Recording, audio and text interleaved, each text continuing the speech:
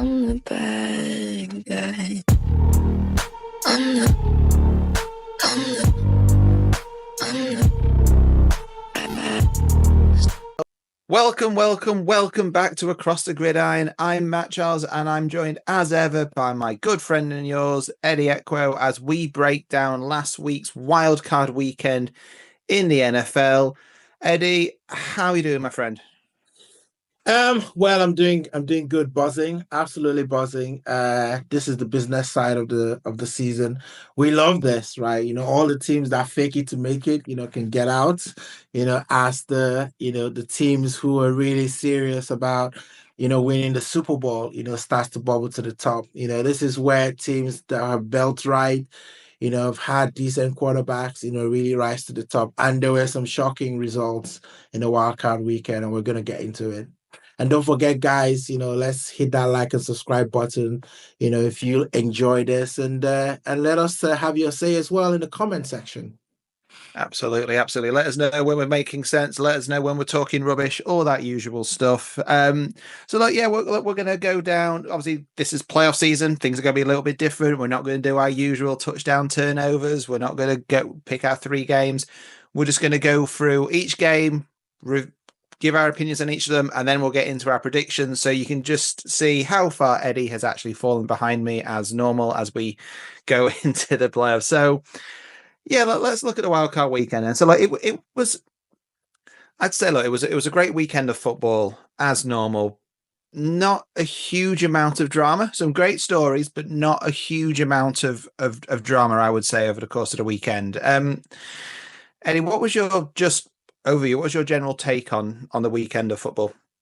Um, I think for me it was I was hoping that the Vikings were not going to be one and done. I mean, it feels like a wasted season, for the Vikings. It really almost feels that everyone's confirmation bias against Sam Darnold actually came to pass.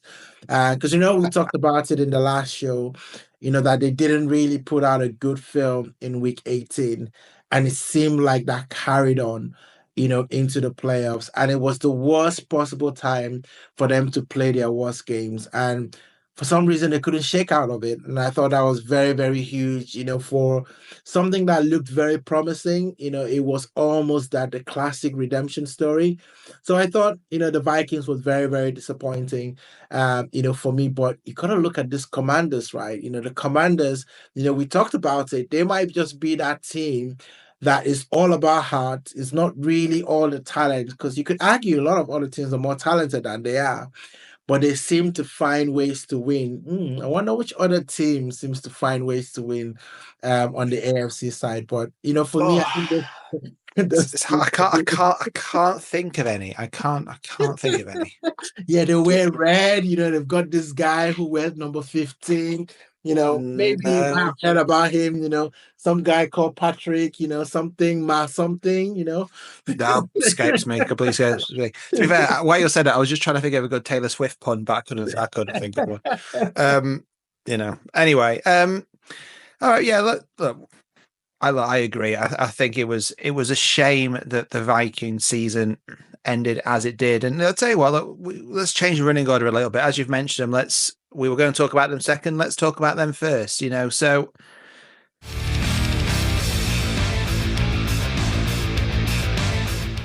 they went into week 18 as potentially taking number 1 seed, right? They ended up getting slapped about in that game. and they ended up at 5th seed again and played against a Rams team, which is, they are dark horses is necessarily a word I would use, but they've got a Super Bowl winning coach. They've got a good lineup. A Super Bowl, the Super Bowl winning franchise in region history. They know how to get the job done at certain times. And the Vikings just came in and they just got absolutely blown away in that first half. It was what was it? It was 24-3 going into the half. Yeah, and then the damage was done. The Rams only scored 3 more points throughout the whole of the second half. And yeah, Vikings, as you said, after showing so much promise, are one and done. They go home. Darnold's had a fantastic season. His redemption arc was started, but it hasn't really been completed. It's ended. I don't want to say in failure because given where he was at the beginning of the season, I think getting to the playoffs and becoming so close to being the top seed isn't a failure a season by any stretch. But where do you think this went wrong in the game for them? Um, I think bad habits. Shannon Sharp used to say this, and he says that you don't tolerate something in a win that you will not tolerate in a loss. And the Vikings and I think Sam Darnold, got very comfortable just sitting in the pocket, and taking his time, to get the ball. And it's great, when you've got, Justin Jefferson, you've got Hawkins, son, I got Addison, and they're bailing you out. But eventually, you're going to come across a team that doesn't give you that time on the ball. And that's exactly what the Rams did to them. The O line typically used to hold up, against, teams for the Vikings. But it seemed like for some, maybe injuries and things like that, and just a wrong time for bad form. But Sam Darnold just felt like his timing was all wrong, as he was sort of like getting the ball, and for me, I think this is where a coach needs to help the quarterback, recognize your quarterback is struggling and then try and change things up a little bit, use your big time players, go check downs, and stuff like that, just so that he gets the ball out of his hand, very very quickly. I'm no NFL scout or analyst, but I've watched the game so many times, and sometimes you see teams do all these crossing routes and slants and things like that, where you get, players run in through that middle just to give the quarterback, just an option to quickly dump a 5-yard pass. And then you hope like your playmakers do something. The Rams are a very, very good team when it comes to designing a game and, taking out what potentially is your strength. And I thought they did that very well. And they're coming in healthy with a lot of their big time players coming back. And that's why I said last time, I said the Rams are a really dangerous team. And, I looked at them and you saw the combination. We've talked about it. Good quarterback, good coach, both have been to a Super Bowl, both understand the pressures of being in the playoffs. I think that told the difference for the Vikings. And it came too soon for the Vikings, Yeah. I'm afraid to say. No, I think it's one of these that you could see it coming, and we actually both had the Rams down to win this game. So we're clearly both experts. Goes without saying. But yeah, like I said it was probably a little bit too early for the Vikings, given where they were at the start of the season when they had to bring in Darnold to lead Yeah. the team. But yeah, they're one and done. They they can go back. They can look at the season as a successful season, but again, what with a little bit of what could have been. But let's look at the Rams now. I mean, for Rams, again, fantastic performance of them. They go on to play the Eagles in the next round. So I know who you want to win that game. We'll talk about the Eagles when we talk about their game later. But if there is going to be a team who is going to upset the Eagles, it would be the Rams.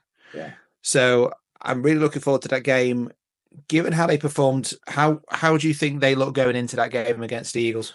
If I were the Eagles, I'll be concerned. I will be concerned, not to spoil our, predictions, but I think the Rams, are a really good functioning team and they've gotten hot, right? They've gotten hot. And if you remember, the Bucks team that won the Super Bowl with, Tom Brady, they basically played, almost inconsistent. You could almost say bad football up until the bye week. I think it was like after week 6 or something like that.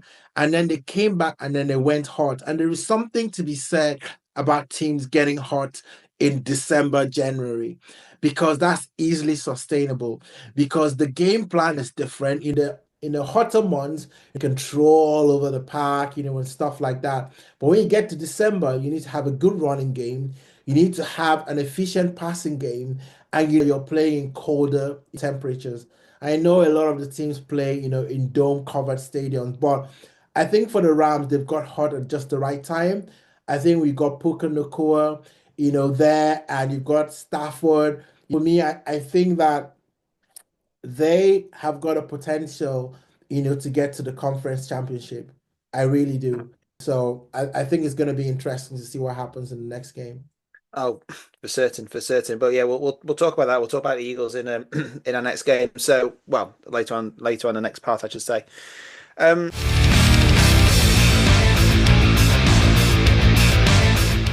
so let's move on to the next game then. Let's look at. For me, it's probably the game that's probably thrown up the most sort of discussion points, and that is the Pittsburgh Steelers Baltimore Ravens. Yeah. So Baltimore Ravens came out on top in this one, 28-14. But to be honest, that scoreline flattered the Steelers, right? And they got all of their points in, Q3. The Ravens absolutely rammed this down their throats, didn't they? Both Lamar and Derrick Henry ran at them and ran at them and ran at them. They both stacked up high running numbers. I don't have the numbers in front of me, but this was a decimation. We said earlier, we said this before. We've covered a few Ravens Steelers games over the course of these podcasts, and we've said that the Ravens have struggled against the Steelers in regular season. They did not struggle this week. What were your thoughts on this one? You know what? It was almost becoming predictable as we're getting towards the end of the season. You could see there's a bit of dysfunction happening in the Steelers, and for a Tomlin, organization, you always expect that they're very functional.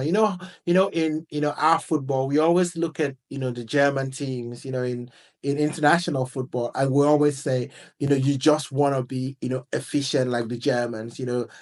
Everything about them just always strikes off being efficient. And the Steelers, always seem to me like they don't have too many, star players. Tomlin always seems to do the most with the list that he's got. But you could kind of see a bit of things, a bit of cracks now. Remember George, Pickens had that thing, I think it was in week 16 or 17, where he got a big penalty, for, just, misbehaving on the pitch. Cost his team, points.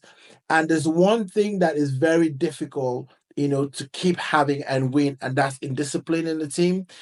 And it's never really been a happy camp. It's Russell Wilson, it's Justin Fields. But I think this game for me just really disappointed me because I thought I would expect to see a better showing for the Steelers. But on the other hand, the Ravens know who they are. They know exactly who they are. They know that they're going to pound the rock with Derrick Henry. He was just, he had over 1,900 yards over the season. You've got Lamar, who potentially might be the MVP if the voters get their way. So for me, it was two teams. One team that, we're sure of who they are. They seem to be motivated into this playoffs. And then you had another team that almost felt like they were just happy to be in the playoffs and not just have a season that didn't end in the playoffs, for me. So I think that was a big difference in those two teams. And, once you got to halftime, I could only see one winner. Oh, definitely. I mean, this really looks at, we talk about momentum and building and, going into playoffs, going in hot or going in cold. The Ravens went into playoffs hot, right? They had they won certainly the last 4 regular season games. Pittsburgh lost all of theirs, right? They went into this with 0 form, really going into it. And again, a few weeks ago, we were talking about could they make a play for the number 1 seed in the AFC, right? Yeah. It completely went. Well, what's the impression? It went a bit tits up, didn't it? Let's be honest, their form,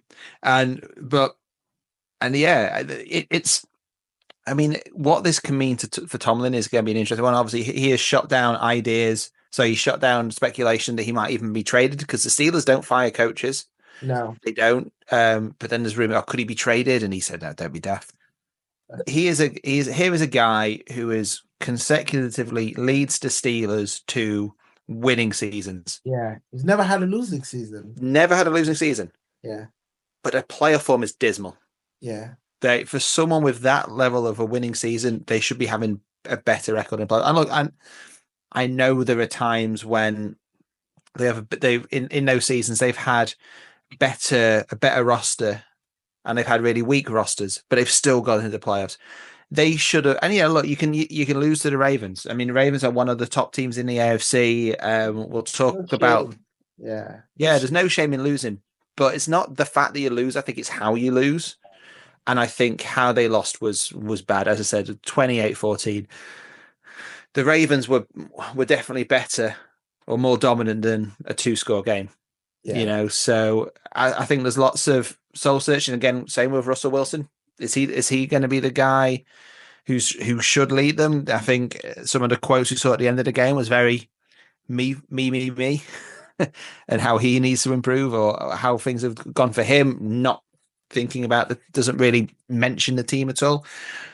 So yeah, it'll be interesting to see. But again, the Ravens now, they go on to play the Bills. Big game for both. We'll save this when we talk about our predictions, but this is going to be a big game for them. I mean, Jackson Henry did everything they needed to do in this game to run all the overseas, and they're going to be a threat to the Bills, aren't they? Yeah, absolutely. I think the Ravens will be very confident, that they can play anyone right now. And if you remember when they played, the Chiefs in the first game of the season, it took a toll, for the Chiefs to win that game because I think it was Isaiah Likely. If he had just stepped his foot on the right part of the page, the Ravens could have won that game. So I think, the Ravens will probably feel very confident about themselves going to meet anyone in the playoffs. Yeah, and if Henry is able to average 7 yards per carry, over 7 yards per carry like he did in this game, wow, the Bills need to step up, and their defense has probably been an area where we've had a few questions. But again, let's come on to that. Yeah. Let's take a break there. We'll be back for part 2 where we will review the other 4 games in the Wildcard weekend. I'm the bad guy. I'm the